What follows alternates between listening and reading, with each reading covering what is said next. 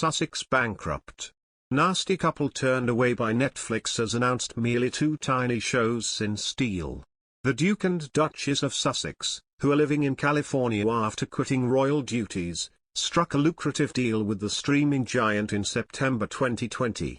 But in the months since then, Harry and Meghan have only announced 2 shows. In April, the Sussexes announced the first show from their multi-million-pound deal, a series about Harry's Invictus games called Hearts of Invictus. And in July it was announced that Meghan would be an executive producer on an animated show called Pearl, which is about a girl inspired by influential women throughout history. The Duchess said, "Like many girls her age, our heroine Pearl is on a journey of self-discovery as she tries to overcome life's daily challenges." Release dates have not yet been confirmed for the 2 shows. Netflix said the Sussexes also have several projects in development. A Netflix spokesperson told The Sun Online, "Archul Productions has several projects in development, but the 2 projects we have announced are Heart of Invictus and Pearl. We'll have more information about premiere dates in due course." Harry and former actress Meghan faced calls to ditch the Netflix deal due to the Crown's portrayal of the royals. When the couple announced they were working with the streaming giant, they said they would be producing a range of content that informs but also gives hope. The Sussexes said, "Our lives, both independent of each other, and as a couple have allowed us to understand the power of the human spirit, of courage, resilience, and the need for connection.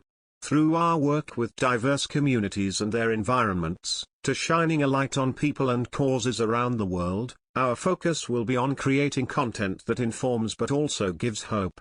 Harry and Meghan added that they were pleased to be working with Ted Sarandos, co-chief executive officer and chief content officer of Netflix, and his team whose unprecedented reach will help us share impactful content that unlocks action.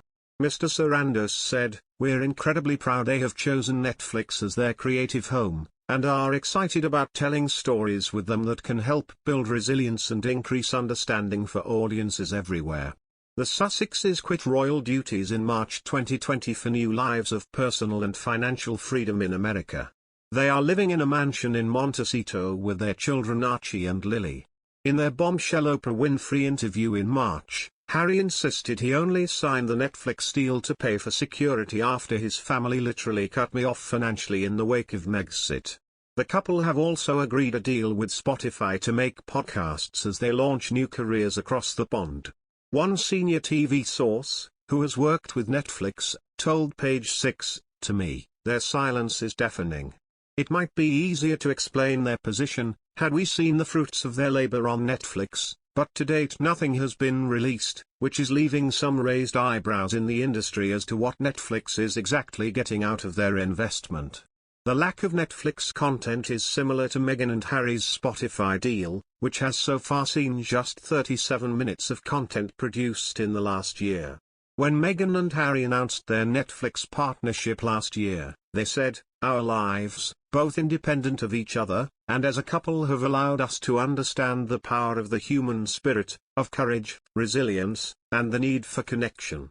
Through our work with diverse communities and their environments, to shining a light on people and causes around the world, our focus will be on creating content that informs but also gives hope.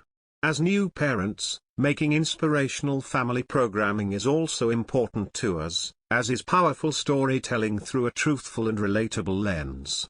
After snapping the pair up, Ted Sarandos, Netflix's co-chief executive and chief content officer, said, "We're incredibly proud they have chosen Netflix as their creative home and are excited about telling stories with them that can help build resilience and increase understanding for audiences everywhere."